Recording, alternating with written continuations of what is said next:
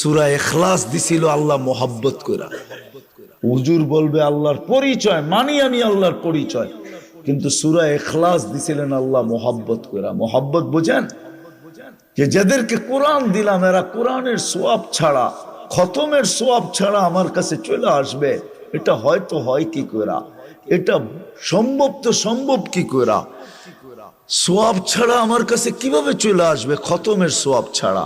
তো আল্লাহ সূরা ইখলাস নাযিল করছেন, বলছে একবার পড়বি 10 পারা, দুইবার পড়বি 20 পারা, তিনবার পড়বি 30 পারা। তিনবার পড়তে দেরি, খতমের সওয়াব তোর আমলনামায় আমি আল্লাহ লিখতে দেরি করব না। তুই যখন আমার কাছে আসবি তো খতমের সওয়াব তোর আমলনামায় ভরপুর থাকবে। ডেলি একবার পড়লে এক খতম, তিনবার পড়লে এক খতম, 365 দিন তিনবার ডেলি পড়লে 365 দিনে 365 খতম। 40 বছর বাঁচলে 365-কে 40 দিয়ে পূরণ দেন, কত খতম? 50 বছর বাঁচলে কত খতম? 80 বছর বাঁচলে কত খতম? কবরে যাওয়ার পরে তো দেখবে কোরআনের খতম দিয়ে ওরে কোরআনই ডাইকা রাখছে। সমস্ত আজাব সাজাব রে বলবো দূরে সর, আমি কোরআন। হাদিসে আছে, হাদিসে আছে। আমার কথা মেনে নেন, উলামাদেরকে বলি তালাশ করে নেন, হাদিসে আছে। কোরআনের সাথে যার মহব্বত হবে, অগাধ ভালোবাসা হবে, পড়তে পারে না এইভাবে শুধু পড়বে কোরআনকে, কসম খোদার কবরে যাওয়ার পরে কোরআন ওরে ডাইকা নিবে, ডাইকা। ফেরেশতা জিজ্ঞাসা করবে তুই কে? কয় চিনিস না? আমি কোরআন, আল্লাহর কালাম। যা জিজ্ঞাসা করবি আমাকে জিজ্ঞাসা কর, কাগজ আমাকে দে, আমি জবাব লেখা দেই। সত্য এটা, কোরআন দিছিলেন এই জন্য আসেন। আমাদের গন্তব্য আছে, আমরা সবাই গন্তব্যের দিকে ধাবমান। প্রস্তুতি নিয়ে যেতে হবে। প্রস্তুতিকে এক শব্দে বুঝাইছেন হেদায়েত। হেদায়েত পাইতে হবে। হেদায়েত পাইলে ওইখানের প্রস্তুতিও হবে, এই দুনিয়াটাও সুন্দর হবে। হেদায়েত যখন পাওয়া যাবে কসম খোদার, তখন কারো জীবনে কোনো চাহিদা থাকবে না। চাহিদা বোঝেন? হ্যাঁ, চাহিদা বোঝেন? চাহিদা থাকবে না, না পাওয়ার বিরুদ্ধে কোনো অভিযোগ থাকবে না। সবার জীবনে দুটা জিনিস আসবে, শুকুর আর সবর। যেমন পাক, যতটুকু পাক, যেমন পাক, কম টাকার বেশি টাকার, কম দামের বেশি দামের, যতটুকু পাবে অতটুকু পায়া বলবে আলহামদুলিল্লাহ। কি বলবে? কি? আর যখন পাবে না তখন কি বলবে? যখন পাবে না তখন সবর করবে। যদি বলে সবর করিস, তো সবরের ফল মিঠা, তুই জানিস না কেমন মিঠা লাগে। কেমন মিঠা লাগে তুই জানিস না, সবরের ফল মিঠা। সবর করবে, আর দোনোটার দ্বারা আল্লাহ রাজি হবে। শুকুরের বিনিময়ে জান্নাত, সবরের বিনিময়ে জান্নাত।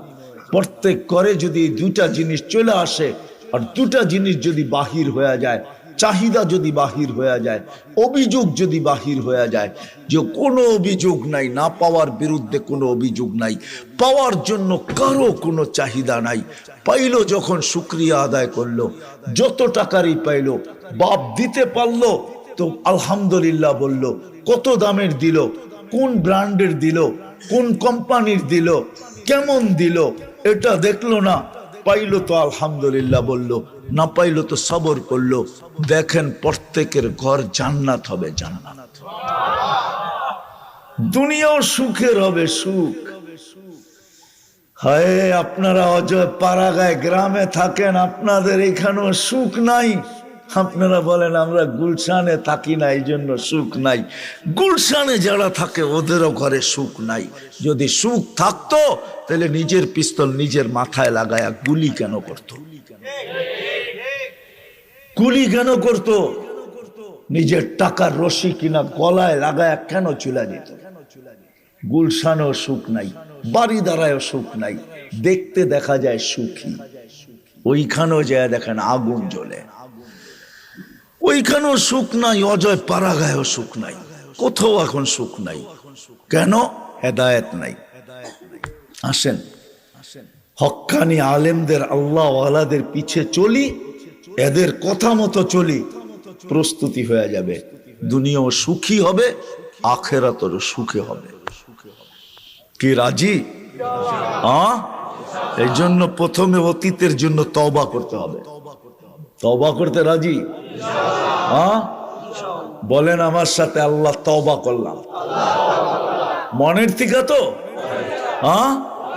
নামান নামান বুঝেন, কিন্তু মনের থেকে না হইলে আব্দুল কাদের জিলানী রহমতুল্লাহ আলাইহির কথা সত্য হবে। বলবে লিসানুকা মুমিন কলবুকা মুনাফিক। তোর মুখ তো সত্যবাদী, কিন্তু দিলটা তোর মুনাফিক। দুটা এক হইতে হবে। আর যদি তওবা মনের থেকে করতে পারেন, পিছেরটা মাফ। এটা আল্লাহর ওয়াদা আছে, ফাইন তাবু ফানা হাবিবুহুম। তওবা করতে দেরি মনের থেকে, আল্লাহ বলে তোকে বন্ধু বানাইতে দেরি করি না। যদি মজমা মনের থেকে করতে পারে, সবাই বলতে পারে আমি আল্লাহর বন্ধু। আল্লাহর কথা সত্য। আল্লাহ তওবা, আগামীর জন্য প্রস্তুতি নিতে হবে, আগামীর জন্য প্রস্তুতি। আর সবচেয়ে বড় প্রস্তুতি হেদায়েতের সবচেয়ে বড় নিদর্শন। হেদায়েতেরও নিদর্শন আছে, সবচেয়ে বড় নিদর্শন হইল 5 ওয়াক্ত নামাজ। কি 5 ওয়াক্ত মানেন?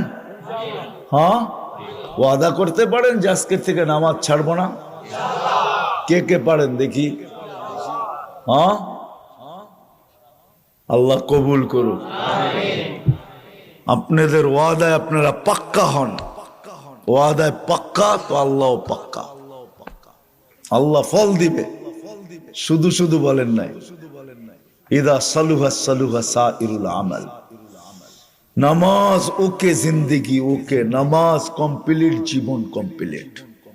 এই জন্যই তো আমি বলি, এই উম্মত যদি কিছু না করতো, 5 ওয়াক্ত নামাজ পড়তো, তাহলে পাখির মতো আল্লাহ আমাদেরকে পালতেন। ওয়াহমুর আহলাকা বিসসালাত ওয়াসতাবির আলাইহা লা নাসআলুকা রিজকান নাহনু নারযুকুকা ওয়াল আকিবাতু লিত-তাকওয়া। শুধু নামাজ পড়তো। 5 ওয়াক্ত নামাজ যদি উম্মত পড়তো, তাহলে বিজয়ের ঝান্ডা সব সময় আমাদের বাড়ির উপরে কুদরতি ভাবে উত্তোলিত থাকতো। সত্য এটাই, যদি 5 ওয়াক্ত নামাজ পড়তো। এই জন্য যুবকদেরকে বলবো, বিশেষ করে আজকের থেকে নামাজ ছাড়বো না। ওয়াদা পাক্কা তো? আর একটা কথা বলবো, প্রথম তো বলেই দিছি, হক্কানি আলেমদের পিছে চলেন, এদের সাথে সম্পর্ক জোড়েন, ভালোবাসা রাখেন, এদের কথা মতো চলেন, এদের থেকে জিজ্ঞাসা করে করে চলেন। সব তো মানতে পারবেন না, এটাও সত্য, কিন্তু সীমারেখা দিয়া গেছেন আল্লাহ রসুল। 100 ভাগের 10 ভাগ মানলেও চলবে। লাউ উমিলা উসরামা উনসিলা বিলানাজা। 100 ভাগের 10 ভাগও যদি মানো, তো আল্লাহ নাম্বার দিবে 110 দিবে না। প্রত্যেকটাকে 10 গুণ করে 100 নাম্বার দিবে, 100তে পাশ করাবে। যদি এতটুকু না পারি, তো আল্লাহ রসুল আরো নামায়া দিয়া গেছেন, কমায়া দিয়া গেছেন, ছাড় দিছেন, মূল্য ছাড়, হ্রাস দিয়া দিছেন। বলছে এক সময় আসবে, লাউ তামাসসাকা বিসুন্নতি, একটাও যদি মাইনা ওটাতে ঝুলতে ঝুলতে কবর পর্যন্ত পৌঁছতে পারে, 100 শহীদের সওয়াব হবে। এই জন্যই তো আমি বলি, হায় আমার সমাজের যুবক যদি জীবনে একবারও আল্লাহর রসুলের স্টাইলে চুল কাটতে পারতো, আল্লাহর রসুলের স্টাইলে চুল, আল্লাহর রসুল যেমন বলছে, কাইটা যদি বলতো যে আমি জীবনে একবার কাইটা রেখা দিতেছি, কিয়ামতের দিন অবশ্যই দেখা হবে, ওই দিন আমি বলবো আপনার স্টাইলে একদিন চুল কাটছি, কি দিবেন দেন। কিন্তু আফসোস, আমার সমাজের যুবক তো আল্লাহ রসুলের স্টাইলে চুল কাটতে চায় না, কমসে কম চুলটা এটাও তো কাটতে চায় না, রসুলের সুন্নতের উপরে চলতে চায় না। এই জন্য হক্কানি আলেমদের থেকে জিজ্ঞাসা করা করা চলবো, লাভ কিয়ামতের দিন দেখবো ইনশাআল্লাহ। চলবেন তো? আর যুবকদের পায়ে হাত রাখা বলবো, আল্লাহকে নারাজ না করি, এমন কিছু করো না যে আল্লাহ নারাজ হয়ে যায়। আল্লাহ যদি নারাজ হয়ে যায়, তাহলে লানত কিন্তু তোমার পর্যন্ত থাকবে না। ইদা উসিতু গাযিবতু, আল্লাহ বলে আমি যদি নারাজ হয়ে যাইতো আমি রাগ হই। ওয়া ইদা গাযিবতু লাআনতু, আর আমি যখন রাগ হই তো লানত বর্ষণ করতে থাকি। ওয়াল লানাতু তাবলুগু সাবআন মিনাল ওয়ালাদ, 7 জেনারেশন পর্যন্ত পৌঁছবে। এই জন্য তোমাদের পায়ে হাত দিয়ে বলি আল্লাহকে নারাজ করো না। এমন কিছু করো না যে আল্লাহ নারাজ হয়ে যায়। আল্লাহ নারাজ হয়ে যায়। কসম খোদার, আমি 2-4টা তোমাদেরকে দেখাই। সারা বৎসরে এরকম কিছু পর্ব আসে যেগুলা তোমরা করে বেড়াও। আল্লাহ কোন দিন নারাজ হয়ে যায়, কোন দিন নারাজ হয়ে যায়, জমিন রে হুকুম দিয়া দেয়, লাউ আমারতুল আরদা লাবতালাআত কাফি বাতনিহা, জমিনকে হুকুম দিয়া দিবে। 2 দিন আগে মনে হয় দিয়া দিছিল, যার কারণেই তুর্কির মতো দেশ এখন কি কি ধ্বংস লীলায় রূপান্তরিত। হাজারে যে পচে আল্লাহ জানে, কয় হাজারে যে পচে আল্লাহ জানে। এখন পর্যন্ত পুরা উদ্ধার শেষ হয় নাই, চলতেছে, ঠিক না? আল্লাহ আমাদের উপরে নারাজ না হয়ে যায়। এমনি তো 24 ঘন্টা নারাজই করি। নারাজই করো যুবক, 24 ঘন্টায় নেটে দেখতে থাকো আর মজা নিতে থাকো, ঠিক না? নারাজ তো হয়। প্রত্যেক ঘরে টেলিভিশন চলতেছে, প্রত্যেক 4 দোকানে টেলিভিশন চলতেছে, চ্যানেল পরিবর্তন করতেছে, দোকানদার দেখতেছে কে বেশি খায়। ও যদি বলে এই চ্যানেল বন্ধ করে ওই চ্যানেল চালু করো, 100-র উপরে চ্যানেল চলতে থাকে সারা দিন, ঠিক না?